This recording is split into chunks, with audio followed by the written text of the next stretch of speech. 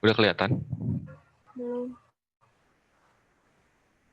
Nah, ya ini kayaknya udah mau nih, bentar. Nah, ya udah.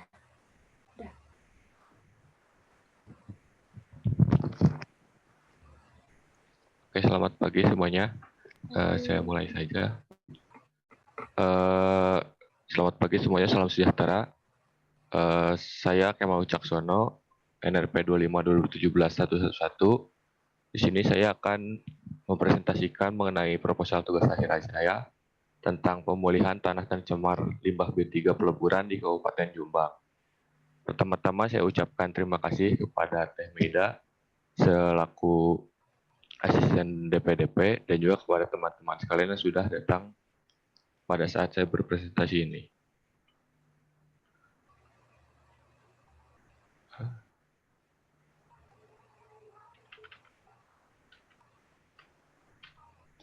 Poin pembahasan yang akan dibahas ini pertama-tama latar belakang, dilanjut ke maksud dan tujuan, lalu ke ruang lingkup, ke metode penelitian, lalu ke hasil dan pembahasan, dan kesimpulan dan saran. Di latar belakang ini, di mana kita ketahui bahwa limbah B3 itu merupakan bahan berbahaya dan beracun yang berasal dari sisa suatu atau kegiatan yang mengandung B3. Nah, kandungan limbah B3 juga dapat berbahaya bagi makhluk hidup dalam jangka pendek maupun jangka panjang. Nah, di Kabupaten Jombang ini merupakan daerah yang memiliki industri kecil dalam bidang peleburan, dan di mana hasil dari sisa-sisa peleburan tersebut dibuang sembarangan di sekitar tempat peleburan tersebut.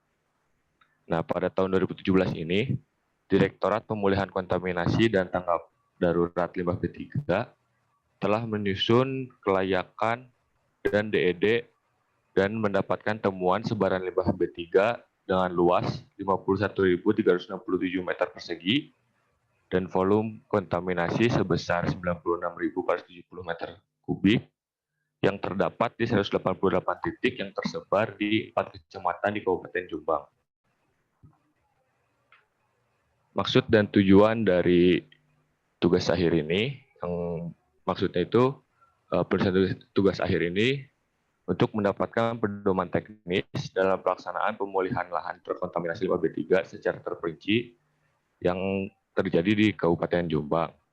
Nah, tujuannya itu yang pertama untuk mengetahui kondisi existing sebaran limbah B3 di sekitar wilayah Kabupaten Jombang. Yang kedua, untuk menentukan alternatif metode pemulihan yang tepat dan konstruksi penunjang yang diperlukan. Yang ketiga, melakukan perancangan estimasi biaya untuk melakukan pembersihan limbah dan tanah terkontaminasi B3 di wilayah Kabupaten Jombang. Nah, ruang lingkupnya itu yang pertama itu melakukan perhitungan dimensi sebaran limbah B3 dan delineasi detail tanah terkontaminasi limbah B3. Yang kedua itu membuat rancangan desain, gambar pemulihan, dan detail metode pengolahan limbah dan tanah terkontaminasi limbah B3 yang akan dibersihkan. Yang ketiga itu melakukan perhitungan rancangan anggaran biaya berdasarkan standar biaya KLHK dan standar satuan Kabupaten Jombang untuk pemulihan tanah terkontaminasi limbah B3 dengan cakupan yang pertama volume limbah dan tanah terkontaminasi yang dipulihkan, yang ketiga alternatif metode pemulihan, dan yang kedua alternatif metode pemulihan, dan yang ketiga kebutuhan waktu dan bobot pekerjaan. Alasan menggunakan standar biaya kegiatan KLHK karena tugas akhir ini berhubungan dengan proyek yang diadakan oleh KLHK. Di metodologi perencanaan. Di metodologi perencanaan ini diawali dengan dimulainya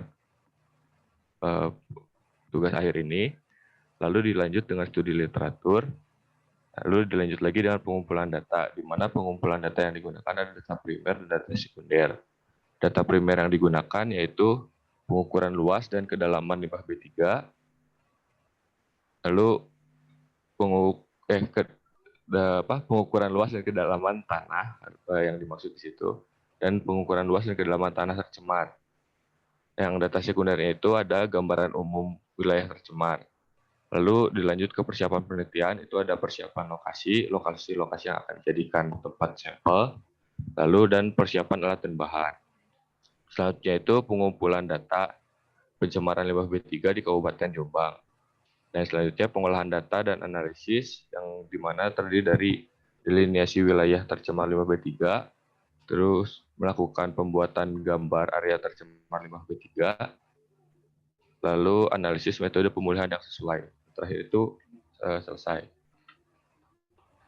Di hasil dan pembahasan yang pertama mengenai kadmium.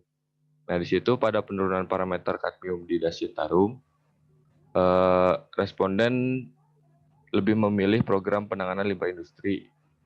Hal tersebut dibuktikan dari hasil responden dengan tingkat kepercayaan 80-100% dengan jumlah responden yang memilih sebanyak 13 responden. Sedangkan program yang tidak sesuai itu dalam penurunan parameter kadmium adalah penanganan limbah peternakan dengan tingkat kepercayaan 0-20% dengan jumlah responden sebanyak 16 orang. Nah, menurut Kawano, di mana pencemaran kadmium itu terjadi karena adanya proses industri. Nah, ini tuh terjadi pada saat dulu di Jepang, pada saat proses industri, pada saat Jepang sedang gencar-gencarnya melakukan proses industri pembuatan senjata. Jadi bisa dilihat kalau penanganan limbah industri ini menjadi program yang cocok karena kebanyakan kadmium berasal dari limbah industri. Terus yang kedua itu tentang BOD, di mana responden lebih memilih program penanganan air limbah domestik. Itu dibuktikan dengan nilai BOD tingkat kepercayaan 80-100% itu dengan nilai responden sebanyak 16 responden, dan program yang tidak sesuai dalam penurunan parameter BOD itu penanganan lahan kritis dengan tingkat kepercayaan 0-20% dengan jumlah responden sebanyak 5 orang. Nah, pilihan responden itu didukung dengan pernyataan Mahida di mana BOD ini merupakan indikator pencemar penting dalam menentukan daya cemar air limbah domestik. Lalu yang terakhir itu tentang coliform. Di coliform ini penanganan yang sesuai itu program air limbah domestik, penanganan air limbah domestik, di mana tingkat kepercayaan itu sama sebesar 80-100% dengan jumlah responden sebanyak 16 orang, dengan 16 responden, dan penanganan yang tidak sesuai itu penurunan parameter coliform itu adalah penanganan limbah industri dengan tingkat kepercayaan 0-20% dengan sebanyak 11 responden. Nah, penanganan itu didukung dengan pernyataan ASIS dalam Nurmayanti di mana limbah domestik tersebut terdiri dari zat organik berupa padatan dan cair, garam, lemak, dan bakteri patogen seperti coliform. Sehingga bisa diketahui kalau air limbah domestik ini pasti mengandung coliform. Nah, dari kesimpulan dan saran, di kesimpulan ini didapatkan strategi, di mana strategi yang didapatkan dari hasil impact scoring dan exposure scoring itu adalah strategi di bidang teknis. Nah, strategi aspek teknik yang dimaksud itu yang terdiri dari penambahan alat atau tempat pemrosesan sampah, seperti alat composting, reaktor composting, dan TPS 3R. Lalu ada juga peningkatan hasil scoring setelah diterapkan strategi perencanaan. Dan yang terakhir itu daerah rawan yang didapatkan dari metode scoring adalah Kelurahan Ciberem, Setiamanah, dan Padasuka. Saran yang saya berikan, di mana pelaksanaan strategi harus diawali pada kelurahan yang memiliki tingkat kerawanan yang paling tinggi, yaitu di Kelurahan Ciberem, Padasuka, dan Setiamanah, karena paparan yang diterima lebih besar dari kelurahan lainnya. Sekian paparan dari saya. Atas kekurangannya, mohon maaf. Terima kasih.